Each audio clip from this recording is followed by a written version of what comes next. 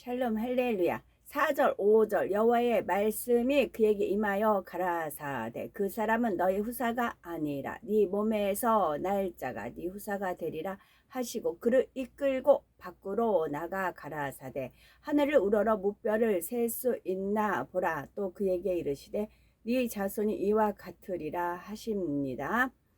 그를 이끌고 밖으로 나가, 이게 영에 이끌려서 이제 1999년 12월 30일 날 홍성 도립병원에서 퇴원을 했어요.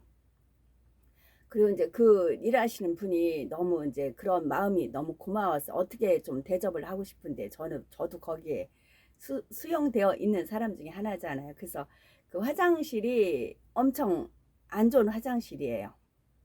자변기도 아니고 하여튼 너무 어수선하고 더럽고 막 그래요. 그래서 제가 화장실 청소는 제가 도와드리겠다 했어요.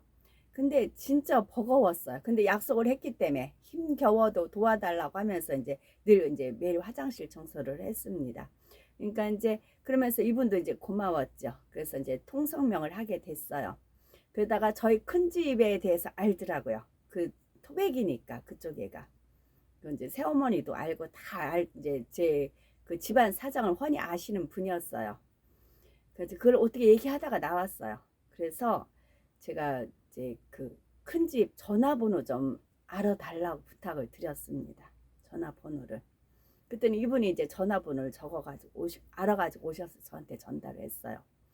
그래가지고 이제 동전을 구해가지고 큰 집에다 전화를 했어요. 나 좀 빼달라고. 이제 우리 그 같이 동거하는 사람이 어떤 사람인지 집안에서는 대충 알아요. 전혀 연락을 안 하고 살았죠. 연락을 안 하고 살다가 나 좀 빼달라고. 나 여기 강제로 감금되어 있는데 보호자가 있어야만 나를 내주는데 사인을 안 해준다고. 그러니까 좀 빼달라고 부탁을 드렸어요. 그랬더니 큰 집 식구들하고 이제 왔어요. 몰랐었죠. 그러다가 그분들이 사인을 하셔가지고 제가 퇴원을 했어요. 1999년 12월 30일 날 퇴원을 했어요. 큰 집에 갔어요. 그래서 하루 묵었어요. 이제 꼬락서니까 엉망이죠. 그랬더니 큰아버지께서 10,000원을 주시더라고요. 10,000원을 주시면서 그게 이제 12월 31일 말일이에요. 10,000원을 주시면서 가서 목욕해라 이제 그러시면서 10,000원을 주시고 일을 하러 가셨습니다. 그래서 이제 목욕하러 가는데 이제 큰어머니가 막 이것저것 또 챙겨주세요. 챙겨주시면서 이제 조끼를 막 입히시는 겁니다. 그래서 저 괜찮아요. 이제 그랬어요. 그때 나가면 춥다고 하면서 패딩 조끼 두꺼운 걸 막 입혀주세요. 그리고 이제 다녀오라고. 그리고 목욕 바구니를 들고 10,000원을 쥐고 주신 조끼를 입고 나갔어요. 홍성 큰 집에서 나갔어요. 그리고 정처 없이 다녔어요. 그러니까 그를 이끌고 밖으로 나가 하듯이 하나님의 영에 이끌려 다녔어요. 그래서 제가 그 신앙생활 했던 홍성 성결교회가 또 이게 분파가 돼가지고 옮겼더라고요. 두 가운데가 있더라고요. 저쪽 소양리 쪽에가 있더라고요. 거기까지 갔어요. 거기까지 가고 하여튼 오전에 이제 아침밥 먹고 나섰는데 계속 그 홍성이라는 곳을 배회를 했어요. 영에 이끌려서 배회를 했어요. 그리고 어둑어둑 해질녘이 됐어요. 해질녘이 됐는데 분명한 거는 집에 들어가면 안 된대요. 큰 집 들어가면 안 되고 그래서 하여튼 영에 이끌려서 다녔어요. 그리고 나서 이제 밤이 되니까 춥잖아요. 그래서 어디 문이 열린 데를 이제 화장실인 거죠. 화장실 문 열린 데 가니까 안에 화장실 있고 안에 복도가 있잖아요. 세면대 거기에서 하나 창문이 조그만 창문이 있는데 달이 비쳤어요. 근데 달을 바라보라 하시더라고요. 그래서 달을 바라보고 있었어요.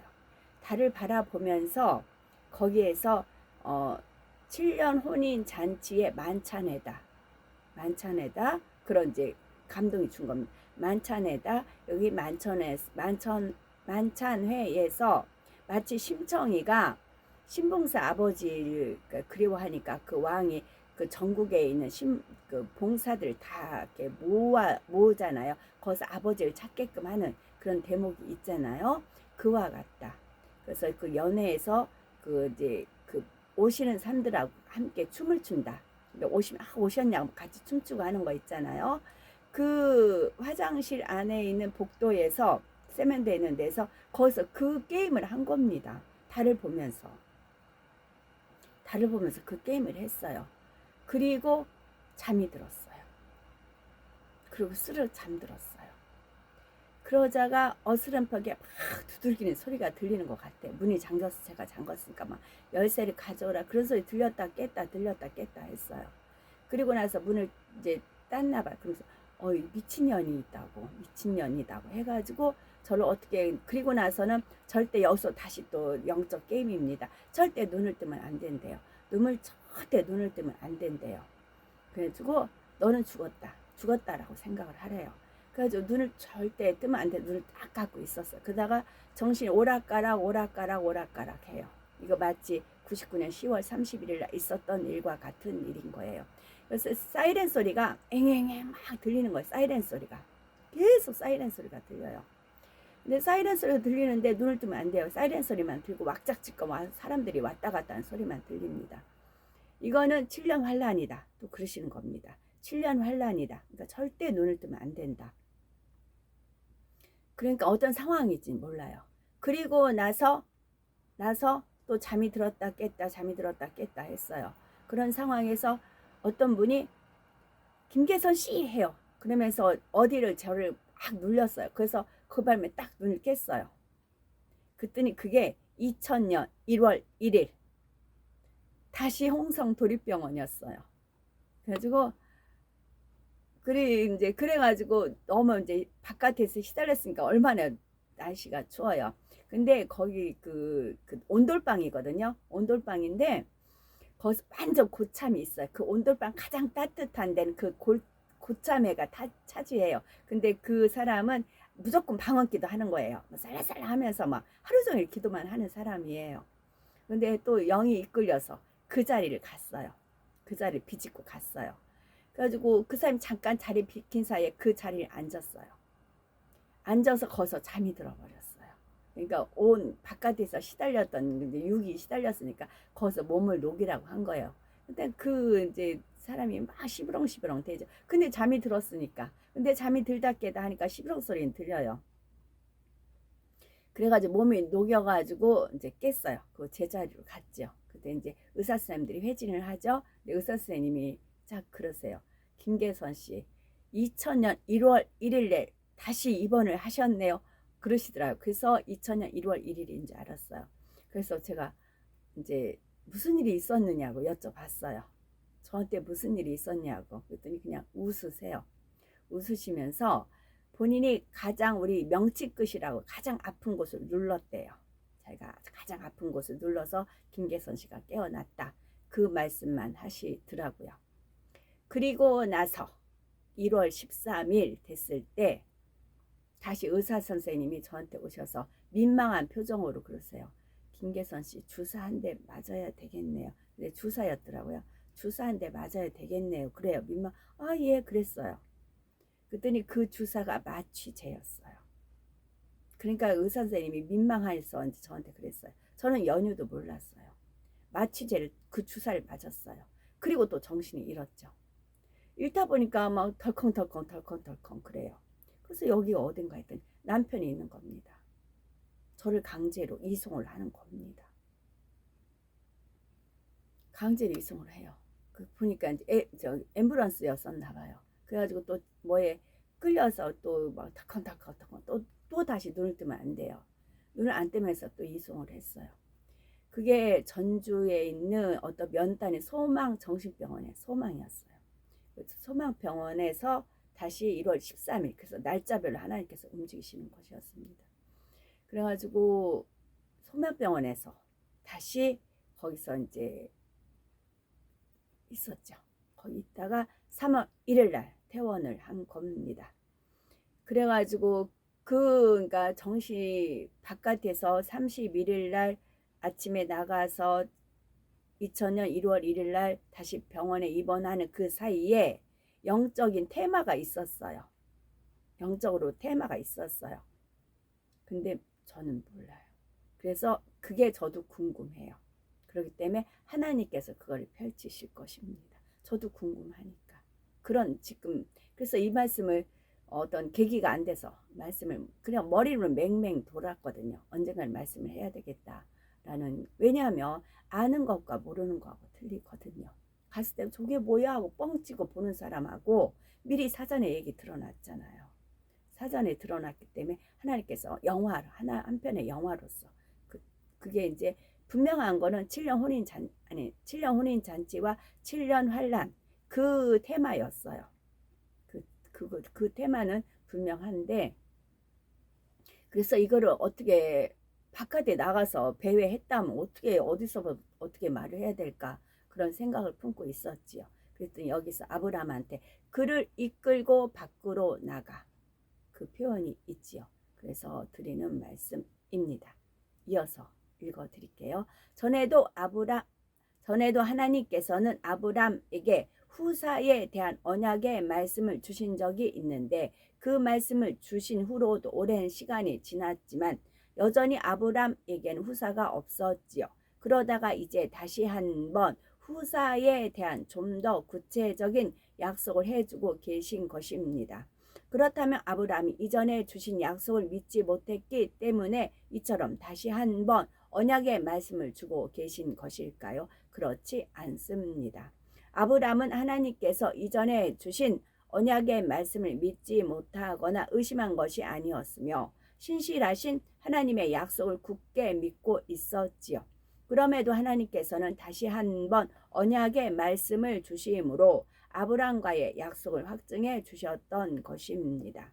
그러나 아브람이 이처럼 언약의 말씀을 받은 후 곧바로 약속의 씨인 후사가 태어난 것은 아니지요. 이후 사레의 몸종 하갈로부터 이스마엘이 태어났지만 그는 약속된 후사가 아니었습니다. 이때 아브람의 나이가 86세였지요. 그런데 그 후로도 14년이 더 지나 아브라함의 나이 100세가 되었을 때에야 비로소 약속의 씨인 이삭이 태어났던 것입니다.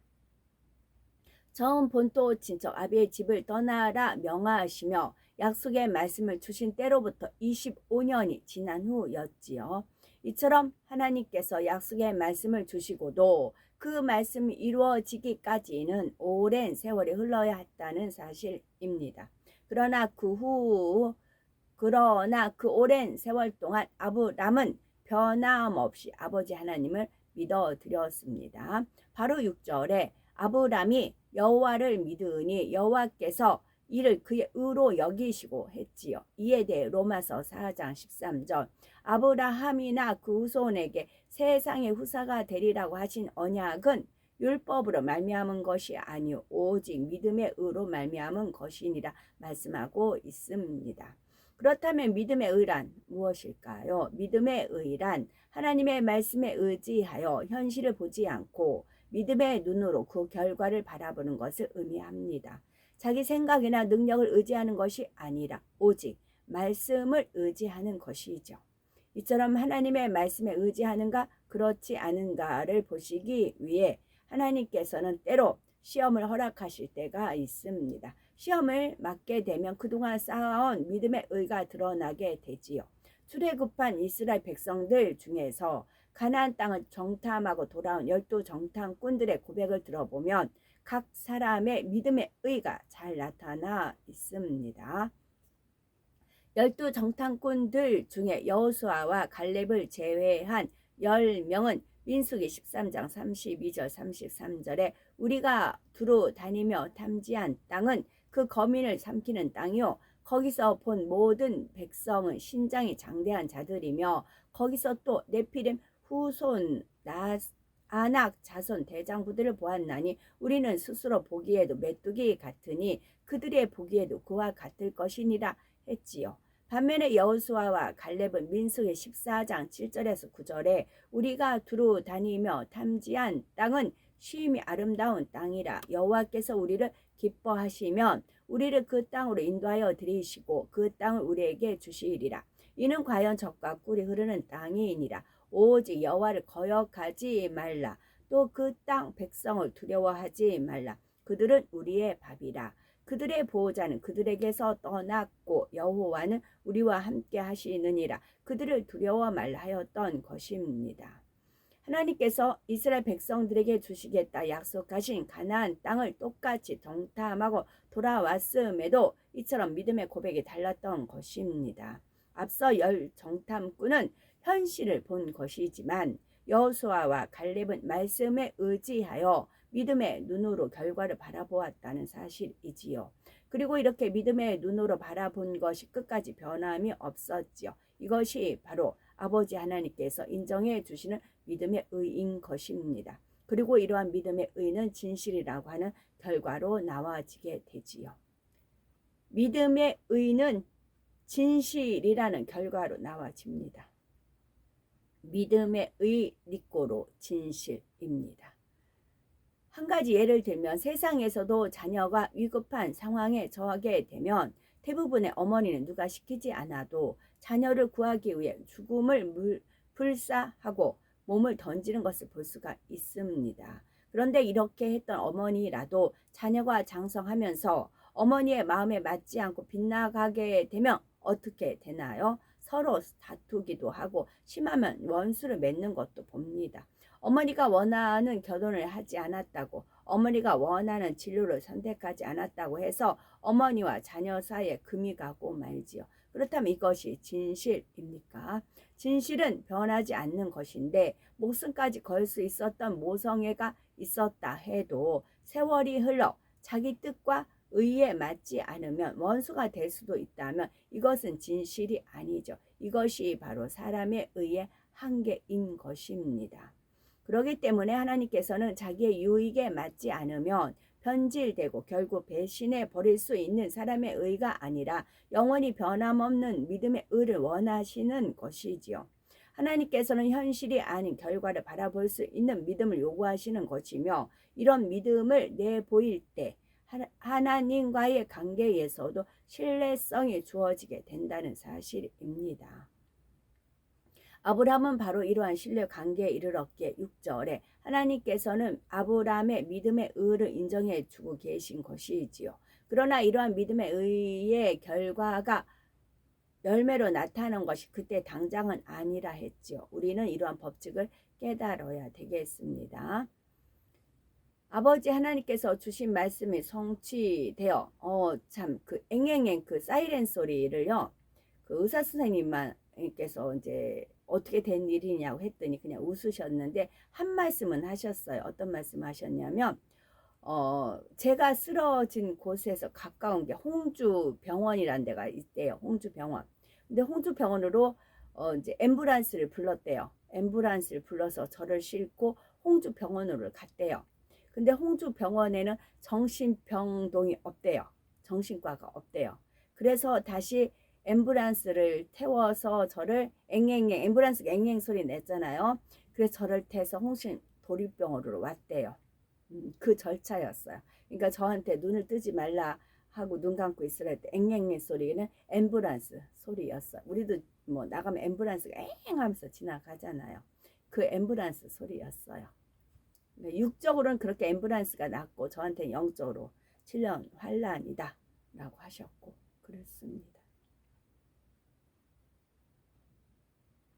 아버지 하나님께서 아브라함은 바로 이러한 신뢰 관계에 이르렀기에 6절에서 하나님께서는 아브라함의 믿음의 의를 인정해 주고 계신 것입니다. 그러나 이러한 믿음의 의의 결과가 열매로 나타난 것이 그때 당장은 아니라 했지요. 우리도 이러한 법칙을 깨달아야 되겠지요. 아버지 하나님께서 주신 말씀이 성취되어 열매로 나와지기까지 누가 변함없는 믿음의 눈으로 바라보는가? 아버지 하나님께서 이것을 보십니다.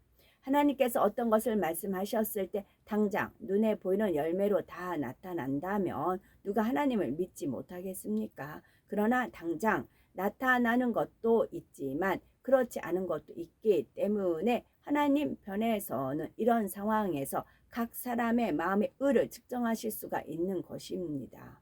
그리고 그 믿음의 의가 원하는 분량에 찼을 때 바로 응답이라고 하는 열매가 주어지는 것입니다. 그 믿음의 의가 원하시는 분량에 누가 원하실 때 하나님께서 원하시는 분량에 찼을 때 바로 응답이라고 하는 열매가 주어지는 것입니다. 따라서 우리들은 하나님의 일을 할 때 이러한 사실을 잘 깨달아 명심해야 됩니다. 가서 보여지는 열매를 따오라고 하면 그것은 누구나 쉽게 할 수가 있지요. 그러나 보여지지 않는 열매를 따오라 했을 때 믿음의 눈으로 결과를 바라봄으로 말씀에 의지하여 가서 열매를 따올 수 있는 사람, 아버지 하나님께서는 바로 이런 일꾼을 찾으시지요. 이 말씀을 우리는 늘 들어서 안 말씀이라고 해도 다시 한번 마음으로 깨달아 보아야 되겠습니다. 7절에 또 그에게 이르시되 나는 이 땅을 네게 주어 업을 삼으려 하려고 너를 갈대아 우르에서 이끌어낸 여호와로라 하사 8절에 아브람이 주 여호와여 내가 이 땅으로 업을 삼을 줄을 무엇으로 알리까 하고 대답을 하지요. 이 말씀도 우리가 오해해서는 안 됩니다. 아브람이 하나님의 말씀을 믿지 못하여서 이 땅으로 업을 삼을 줄을 무엇으로 알리까 하며 확증을 구한 것이 아닙니다.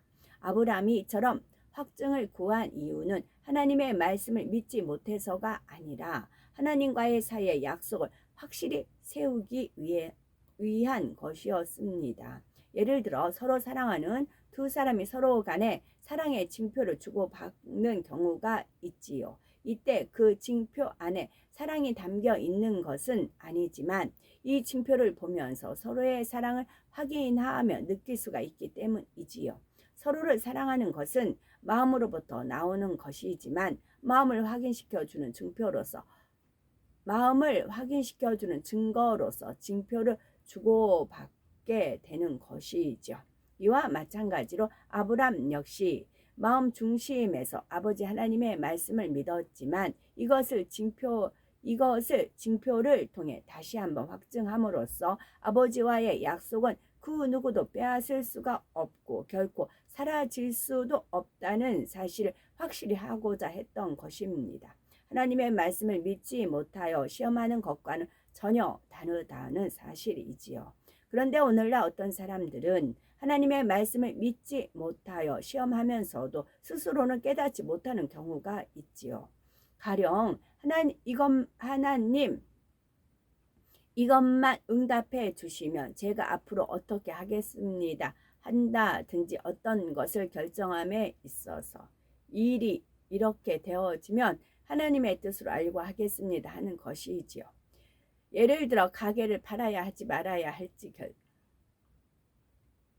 예를 들어 가게를 팔아야 할지 말아야 할지 결정을 내려야 하는 사람이 하나님 제가 일주일 동안 기도할 테니 그 안에 살 사람이 나오면 파는 것이고 그 안에 살 사람이 나오면 파는 것이 하나님의 뜻이고 그 안에 살 사람이 나오지 않으면 안 파는 것이 하나님의 뜻으로 알겠습니다. 만약 이렇게 기도한다고 생각해 보십시오. 물론 하나님을 이제 막 믿게 된 초신자나 진리를 잘 모르는 경우에는 이럴 수도 있습니다. 또한 기도원이 하나님의 뜻을 확증받기 위해 2차례 하나님께 표적을 구했던 것처럼 하나님의 뜻을 알기 위해 확실한 증거를 구하는 경우도 있는 것이지요.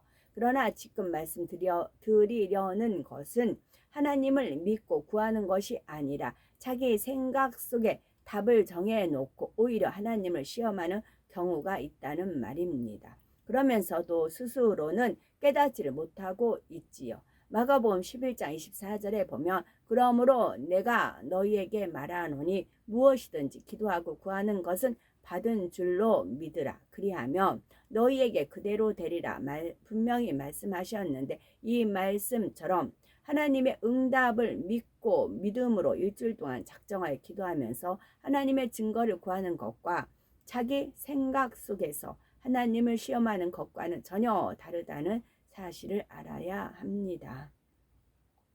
만약 아브람이 하나님의 말씀을 믿지 못하여 이처럼 표징을 구하고 있는 것이었다면 하나님께서 아브람의 믿음을 의로 여기지도 않으셨겠지요. 그러나 아브람은 의심하여 구한 것이 아니었기에 하나님께서는 9절에 아브람에게 보여주실 표징을 위해 그로 하여금 번제물을 준비케 하십니다.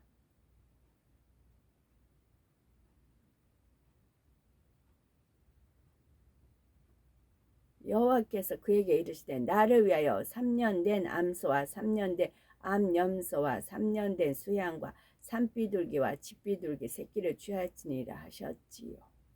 여기서 3년 된 암소와 3년 된 암염소와 3년 된 수양과 산비둘기와 집비둘기 새끼는 아브라함의 전 재산을 대표하는 것입니다. 즉 이를 통해 아브라함은 자신의 전 재산을 하나님 앞에 드렸다는 의미가 되지요. 그리고 3년이라는 것은 흠이 없다는 의미입니다.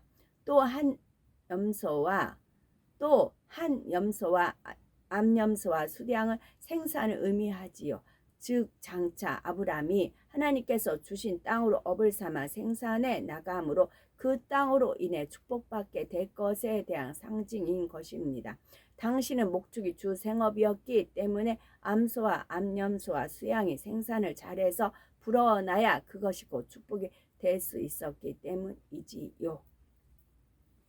여기서 아까 그로 하여금 범죄물을 준비케 하십니다 했잖아요. 번제물, 제가 아까 1년에 그 사건 말씀하신 것은 일종의 번제물로 바쳐진 그런 상황이었다.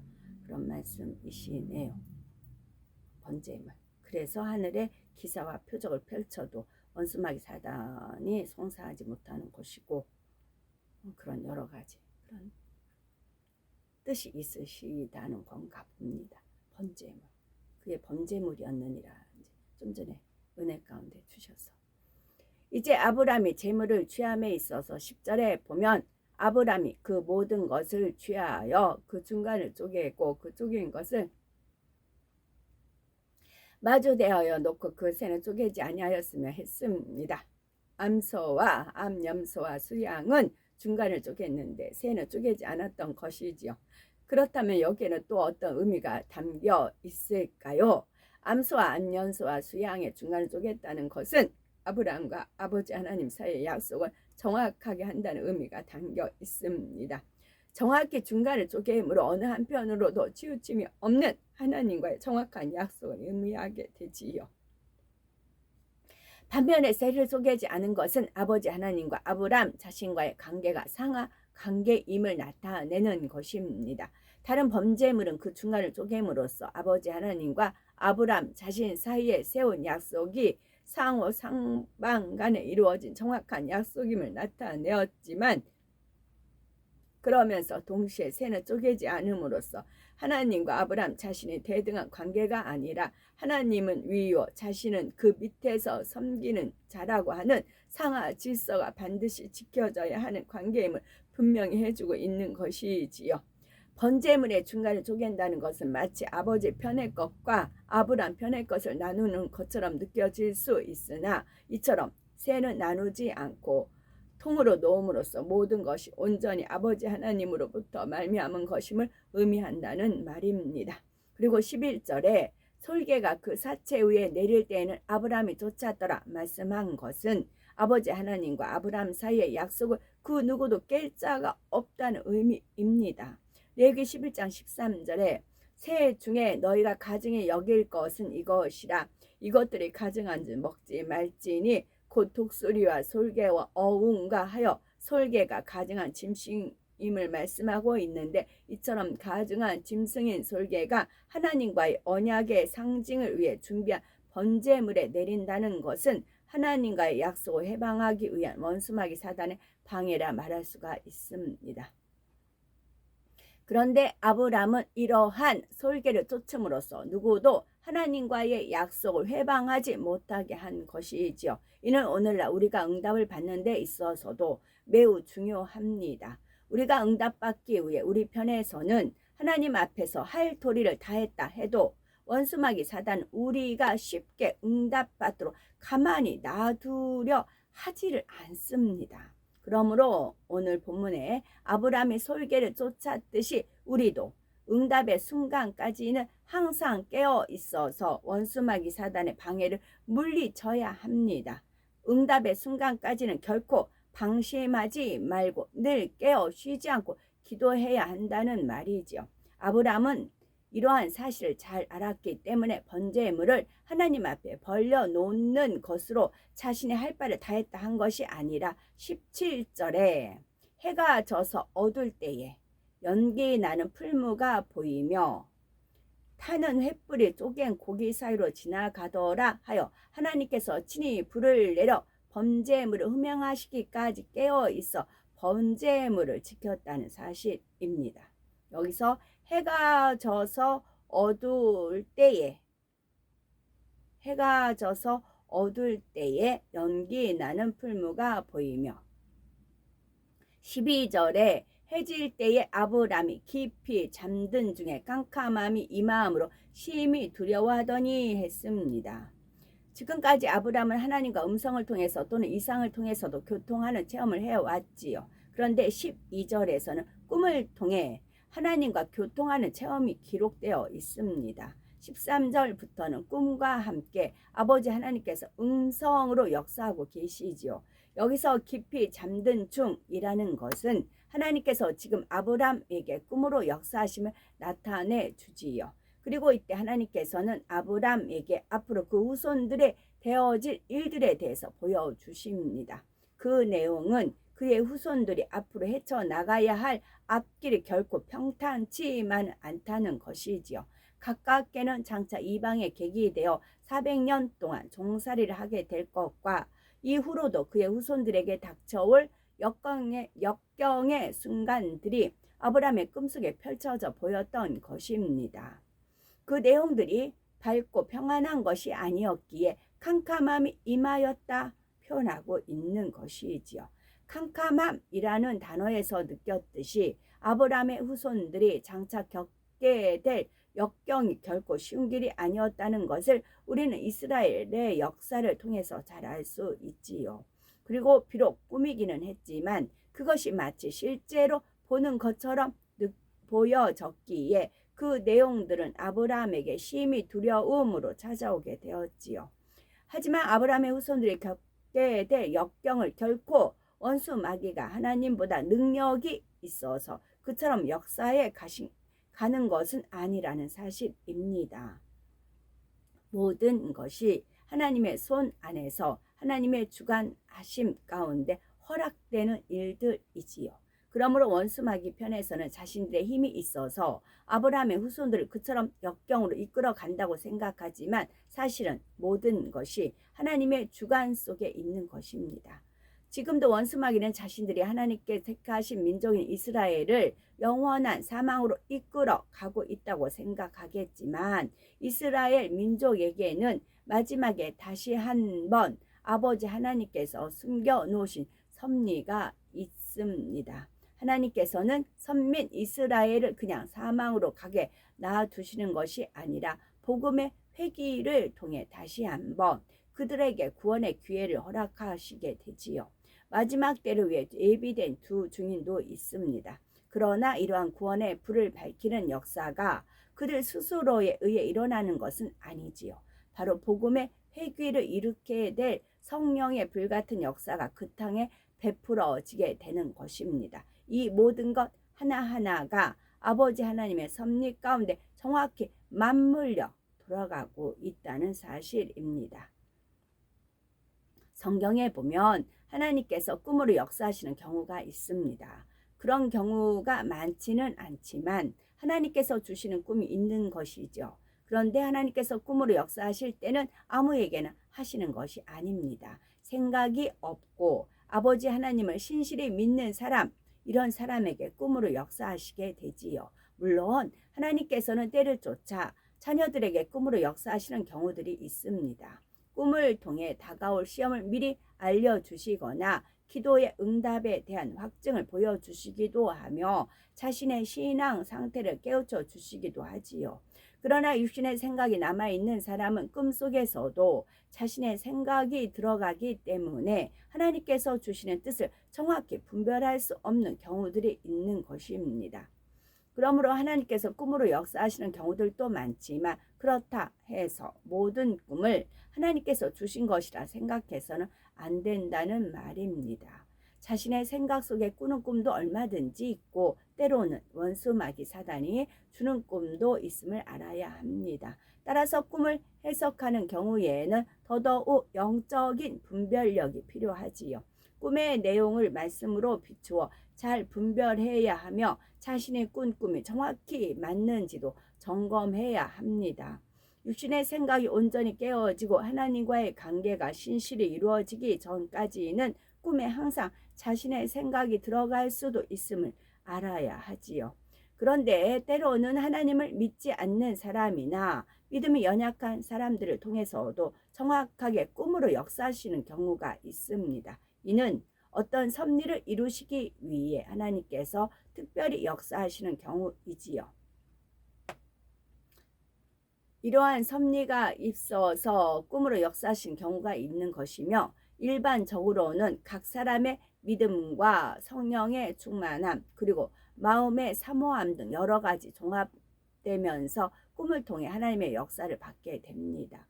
그러므로 하나님께서 주신 꿈은 정확한 것이되, 꿈을 꾸시는 분들 중에는 항상 자신의 꿈이 하나님께서 주신 것인지 분별하도록 해야 하는 것입니다. 아브라함은 하나님께서 약속의 말씀을 주셨을 때 하나님의 말씀을 의지하여 현실이 아닌 결과를 바라보는 믿음의 의를 이루었습니다. 그리고 훗날 이 믿음의 의가 약속의 시인 이삭으로 나타난 바 될 때까지 아브라함은 결코 하나님의 말씀을 의심하거나 변개하지 않았지요. 이러한 믿음의 의로 말미암아 우리는 변함없이 믿음의 길을 달려가야 되겠습니다. 하나님께서는 아브라함의 믿음의 의를 인정하셔서 그에게 약속의 씨인 이삭을 주실 때 먼저 너는 내 앞에서 행하여 완전하라 말씀하십니다. 아브라함에게 놀라운 축복의 말씀을 주셨지만 그 말씀을 이루어 주시기까지는 아브라함이 하나님 앞에서 행하여 완전할 때를 기다리셨다는 말이지요. 이와 마찬가지로 하나님께서는 우리의 믿음의 의를 보시고 우리에게 약속하신 말씀을 이루어 주심에 있어서도 먼저는 완전할 것을 요구하십니다. 우리는 육과 영을 또 신부 단장과 온영을 이루는 것이 서로 맞물려 돌아갑니다. 그래서 신부 단장을 마치고 온영을 이룰 때까지 기다리는 것이 아니라 준비된 그릇들이 함께 동참하여 아버지의 뜻을 이루며 새 예루살렘의 영광 중에 들어갈 수 있어야 된다는 말씀이면서 육과 영이 더욱 확연히 구분되어 지고 있는 이때에 새 예루살렘을 소망하는 분들이라면 신속히 육을 벗고 영으로 들어와야 하는 것이지요. 그러니 정령이 영을 선택할 수 있는 지혜로운 우리들이 되어서 지금까지 이루어 온 믿음의 의가 새 예루살렘에서 영광으로 열매 맺는 우리가 되어야 되겠죠.